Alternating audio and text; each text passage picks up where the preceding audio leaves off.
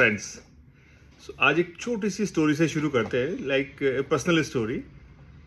My son also works in a corporate house. So आज morning में उसने वैसे ही फ़ोन पे बात हो रही थी, तो there was some activity going in the office. It's a team building activities was going on. So वहाँ से मेरे को एक आइडिया आया कि इसका मतलब ये सब ऑब्वियसली सब ऑफिस में होता रहता है ऐसा।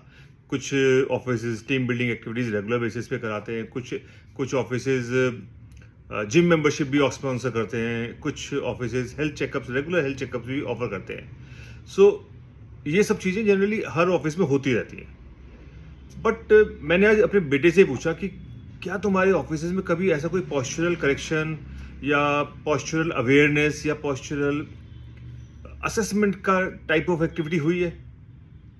ही was like unaware of this kind of a thing. So मेरे को लगा कि इसका मतलब ये बहुत जगहों पे नहीं होता होगा ऐसा। सो आई जस्ट थॉट कि आज एक वीडियो इसी चीज़ पे बनाते हैं कि that is such an integral part of our body, the body posture. हम जिस भी पॉस्चर में हम काम करते हैं, ऑफिस में काम करते हैं, ट्रैवल करते हैं, घर पर भी हैं, so body posture carries parallelly, right? So अब उस पॉस्चर में भी अगर बहुत सारी कमियां होंगी तो उससे बहुत सारे नुकसान भी होते हैं। ऑब्वियसली बॉडी के साथ कुछ भी गलत तरीके से होगा तो वो गलत तरीके से रिस्पॉन्ड भी करेगा, और कुछ अच्छा करेंगे तो बेनिफिट्स भी होते हैं।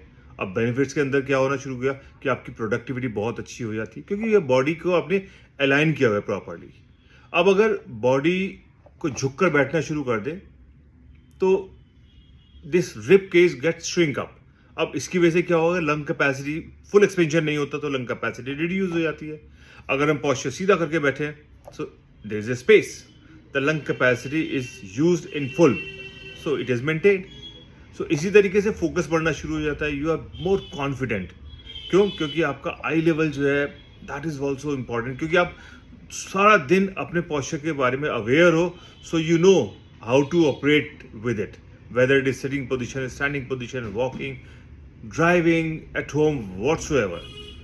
सो it is just need an awareness. ऐसा नहीं है कि आपको हमेशा ही उसके बारे में ही सोचते रहना है, हमेशा ही कॉन्शियस रहना। नहीं, it's basically if you are aware, you can handle it with so coolly, nothing like will.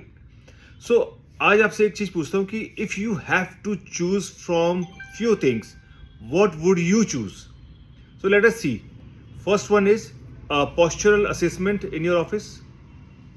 Second thing would be ergonomic workstation setup.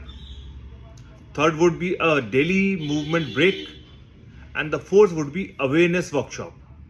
सो आप इन चारों में से कौन सी ऐसी चीज होगी जिसको पिक करना चाहेंगे, so that I also know कि what is your mindset for your office and for your employees, and how much we are really aware about the health of the employees or health of the organization.